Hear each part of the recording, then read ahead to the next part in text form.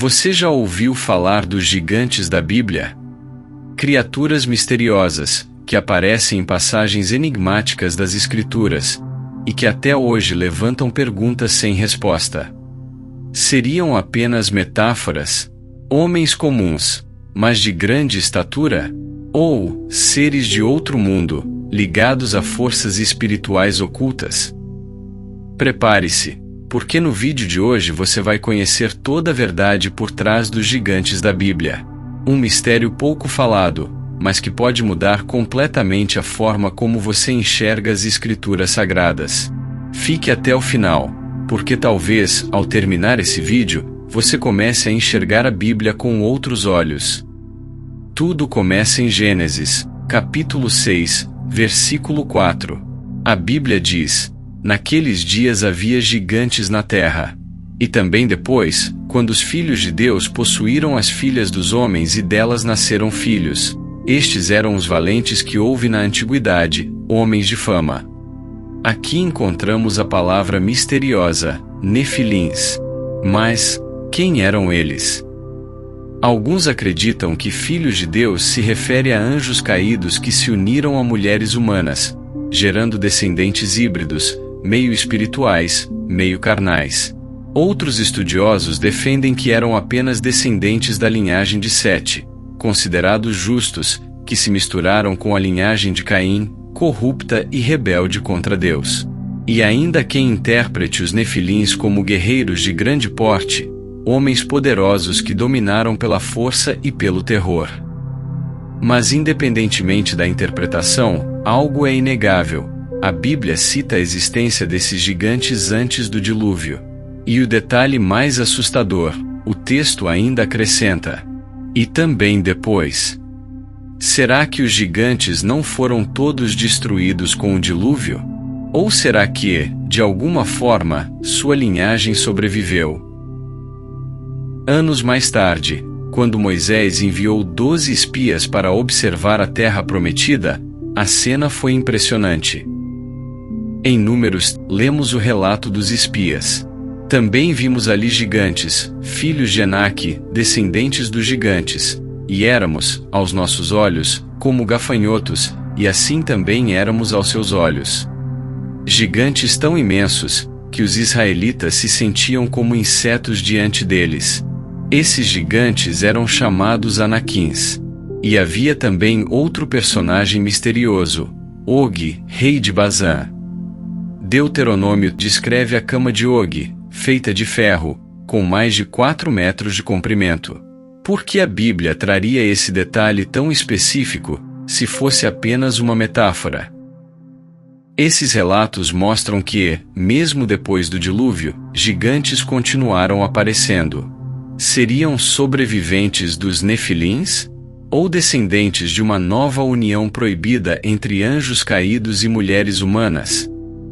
E é impossível falar de gigantes sem lembrar dele, Golias. Um guerreiro filisteu com quase 3 metros de altura. Descrito como um homem colossal, com uma armadura que pesava mais do que muitos homens poderiam carregar. Do outro lado, estava apenas um jovem pastor chamado Davi. Com uma funda e 5 pedras lisas, ele desafiou o guerreiro mais temido de Israel. Contra todas as probabilidades, venceu. Essa história não é apenas uma lição de fé.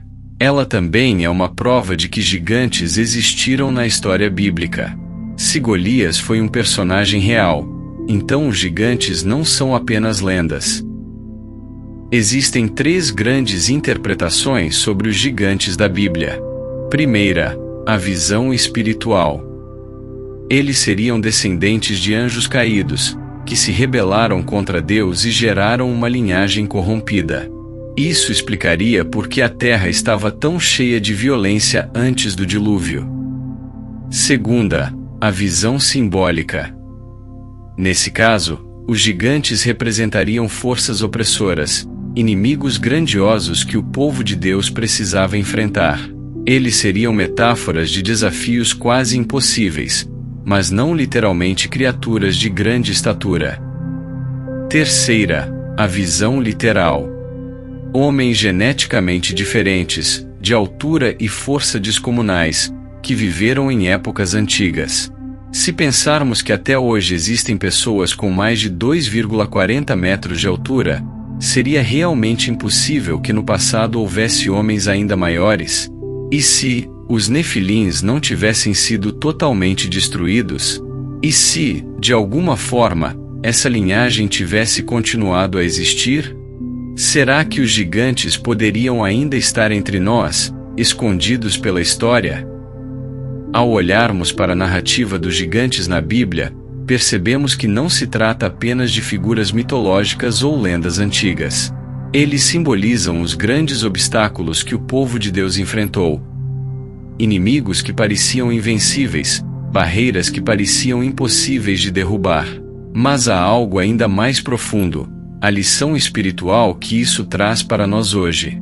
Porque, da mesma forma que os hebreus se depararam com gigantes que desafiavam sua fé e sua coragem, cada um de nós também enfrenta os seus próprios gigantes na vida.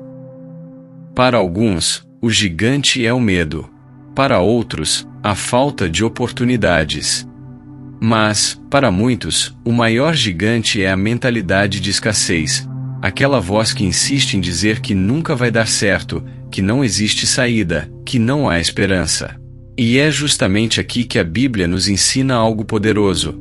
Os gigantes só caem quando temos fé, estratégia e coragem de dar o primeiro passo. Assim como Davi enfrentou Golias com uma pedra e uma funda, você também pode derrotar os gigantes que te impedem de prosperar. Foi por isso que eu preparei o e-book exclusivo, A Chave Oculta da Riqueza, a sabedoria bíblica que libera a sua prosperidade. Nele, você vai descobrir como transformar sua forma de pensar, derrubando os gigantes invisíveis que bloqueiam sua vida financeira e espiritual. O link está nos comentários fixados. Se você chegou até aqui e acredita que Deus tem mais para a sua vida, não deixe para depois. Acesse agora e comece a derrubar os gigantes da escassez. E antes de sair, já deixe o seu like, se inscreva no canal e ative o sininho das notificações para continuar recebendo conteúdos profundos e reveladores da Palavra de Deus. Que o Senhor te abençoe e te dê força para vencer os gigantes que tentam se levantar contra você. Até o próximo vídeo.